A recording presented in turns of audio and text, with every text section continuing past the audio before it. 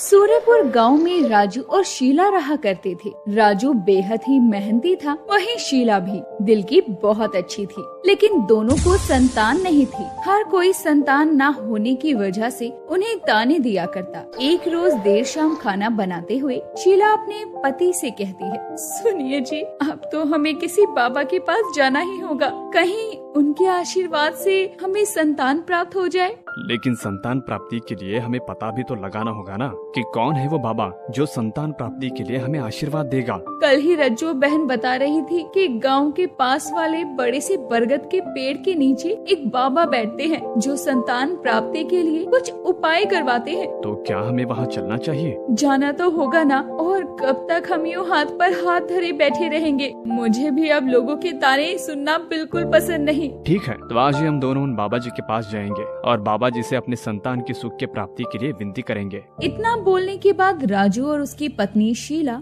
देर शाम बाबा के पास पहुंचते हैं और वो देखते हैं कि बाबा के पास एक लंबी लाइन लगी हुई थी। अजी देखिए, बाबा के पास कितनी लंबी लाइन लगी है। मैंने कहा था ना, ये बाबा बहुत पहुंची हुई चीज है। अरे तुम सही कह रहे हो, देखो ना इतने लोग इकट्ठा है यहाँ पर। बम बम भोले, भर दे इस बालक की झोली। जा बालक, जल्द ही तुझे संतान सुख की प्राप्ति होगी, लेकिन इसके लिए तुझे बकरी की बलि देनी होगी। तेरे साथ मेरे शिष्य जाएंगे, उन्हें तुम बलि के लिए एक बकरी सौंप देना। अरे वाह, ये तो बस एक बकरी की बलि देने को कहते हैं। हम भी अपनी बसंती की बलि तो दे सकते हैं ना शीला? नहीं नहीं, ये आप कैसी बातें कर रहे हैं?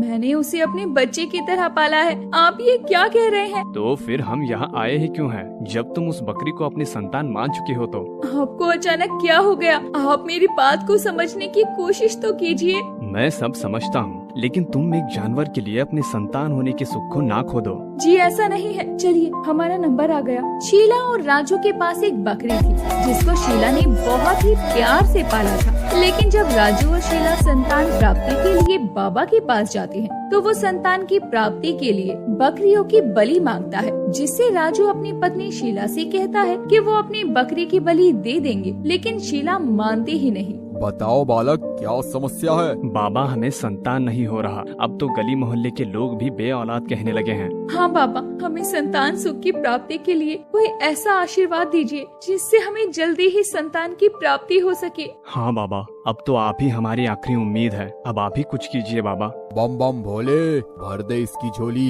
भोलेनाथ जल्द से जल्द तुम्हारी सुनेंगे। जैसा मैं आज तक सबसे बकरी की बलि लेता आया हूँ, तुम कोशिश करो जल्द से जल्द बकरी का इंतजाम हो जाए। बाबा की जय हो, बाबा की जय हो। अब राजू और शीला अपने घर आ जाते हैं और राजू अपनी पत्नी को घर आते ही कहता है, सुनो, तुम तो जानती हो कि बाबा जी ने क्या कहा है, तो अब मैं आगे नहीं बोलना चाहता। जब बाबा अपने शिष्य को यहाँ बलि के लिए बकरी लेने भेजे तो उन्हें अपनी बसंती दे देना। हम किसी दूसरी जगह से खरीदकर दूसरी बकरी नहीं दे सकते क्या? मुझे पता है ये भी पाप ही है, लेकिन मुझे बसंती को अपनी संतान के लिए बलि की बकरी नहीं बनाना है। मैं अब और कुछ भी नहीं सुनना चाहता हूँ। मैं अभी शाम का राशन लाने जा रहा हूँ। जब बाबा के शिष्य आए तो उन्हें तुम बिना रोए धोए बसंती सौंप देना। अब राजू तो मार्केट के लिए निकल जाता है, लेकिन इधर शीला अपनी बकरी बसंती से लिपट कर रोने लगती है। नहीं नहीं बसंती, मैं तुझे खुद से दूर नहीं होने दूंगी। तुम्हें मैंने बिल्कुल अपने बच्चे की तरह पाला है।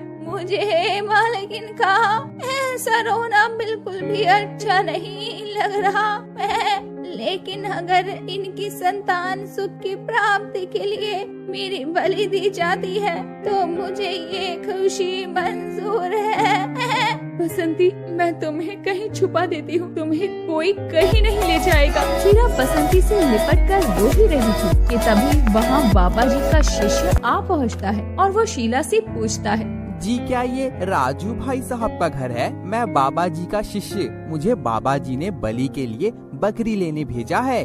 बसंती को मैं खुद से दूर नहीं कर सकती। बसंती, अब आप मुझे ये बकरी सौंप दीजिए। शाम का समय हो चुका है, आश्रम जाते जाते रात हो जाएगी। अरे आप तो बरगद के पेड़ के नीचे जो बाबा बैठते हैं उनके शिष्य है ना? जी मैं वहीं से आया हूँ। मुझे बाबा जी ने राजू भाई साहब से बकरी लेने के लिए भेजा था। अच्छा, इसका मतलब शीला तू संतान प्राप्ति के लिए उन बाबा जी के पास गई थी। अरे वो बाबा बड़े अच्छे हैं। अब तू देखना, तुझे जल्दी ही संतान का सुख प्राप्त होगा। जी मुझे आप बकरी दे दीजिए ताकि मैं आश्रम जा सकूं। अरे शीला, तू बसंती को जाने दे, मुझे पता है। अरे तुझे बसंती से बहुत लगाव है, लेकिन तू भी तो अपनी संतान के बारे में एक बार सोच। राजू के बारे में तो सोच ले। इतना कहने के बाद ही रज्जू उस बकरी को शीला से लेकर उस बाबा के शिष्य को थमा देती है और वो शिष्य भी बसंती को लेकर चल पड़ता है। अरे बाबा जी को भी कितनी बार मना किया है कि ऐसे बकरियों को बलि पर चढ़ाना अच्छा नहीं है। बाबा का शिष्य तो मुझे भला आदमी लग रहा है, लेकिन मैं इसे इमोशनल कैसे करूं? अब क्या ही कर सकता हूँ, मैं तो बाबा का सेवक हूँ, उनके खिलाफ भी तो नहीं जा सकता हूँ। अभी तो आश्रम जाती हूँ, वहाँ देखती हूँ कि आखिर क्या चल रहा है, और अगर बाबा की बातों में मुझे सच्चाई दिखी तो मैं पक्का अपनी मालकिन शीला के लिए खुद की बलि चढ़ाने के लिए तैयार हूँ। अब शिष्य के साथ बसंती आश्रम पहुँचती है, जहाँ वो देखती है कि बहुत सी बकरियां हैं जिन्हें एक ही घर में बांध रखा है। अब बसंती ये देखकर हैरान रह जाती है। बाबा जी को अब जो करना होगा वो करे, मेरा काम तो हो गया है। मैंने बकरी लाकर रख दी और अब मैं चला सोने। यहाँ इतनी सारी बकरियां क्यों बंधी है, जबकि रोज ही ये बाबा बकरियों की बलि देता है? मुझे तो कुछ झोल लग रहा है इस आश्रम में, मुझे इसका पता लगाना होगा। अब इधर शीला का रो रो कर बुरा हाल था और वो बसंती के जाने के बाद खाना भी सही से नहीं खा रही थी। ना जाने कहाँ होगी मेरी बसंती, सुबह उसकी बलि दी जाएगी, मैं उसे सुबह ही आश्रम जाकर ले आऊंगी। तुमने सुना नहीं? तुम तो जानती हो ना, अगर हम बसंती को बलि के लिए नहीं देते तो हमारा विध कैसे पूरा होता। और बाबा जी ने भी कहा था कि भगवान को खुश करने के लिए ये तो करना ही था। देर रात यहाँ बसंती भी उदास बैठी होती।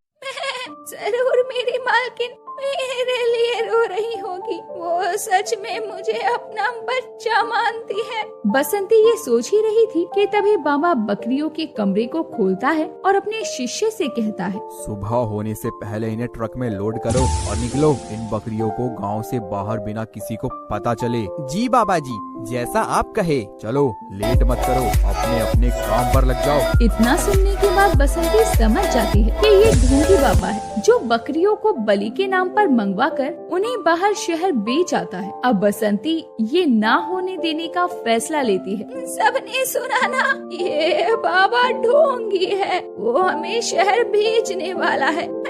तो तैयार हो जाओ, यहाँ से अपने घर पहुँचने के लिए। बलि के नाम पर तुम्हारी कुर्बानी ना हो जाए और तुम्हें अपने गांव से शहर ना जाना पड़े, इसीलिए हम सभी एक साथ ये दरवाजा तोड़कर गांव की तरफ भागेंगे। अरे ये बकरियों को किसने खोल दिया? अरे कोई तो पकड़ो, मेरी लाखों की संपत्ति है। अरे ये सब कैसे हुआ, मुझे तो कुछ समझ ही नहीं आया। मूर्ख, मेरा मुंह क्या देख रहे हो? इन बकरियों को पकड़ो, अरे कोई तो पकड़ो इन्हें। अब बसंती जैसा कहती है वैसे ही बकरियां भी करती है और सभी एक साथ पूरी ताकत से उस कमरे का दरवाजा तोड़ देती है। और तो और सारी बकरियां गांव की तरफ भागने लगती हैं। अब सभी बकरियां गांव पहुंचती हैं और एक साथ ममियाना शुरू कर देती हैं, जिसकी आवाज से सारे गांव वाले जाग जाते हैं और जिसमें शीला और राजू भी अपने घर से बाहर आते हैं तो देखते हैं कि उनके गांव में बकरियों की बाढ़ आई हुई थी। अरे शीला, तेरी बसंती और मेरी माधो, अरे ये सारी बकरियां कहाँ से आई?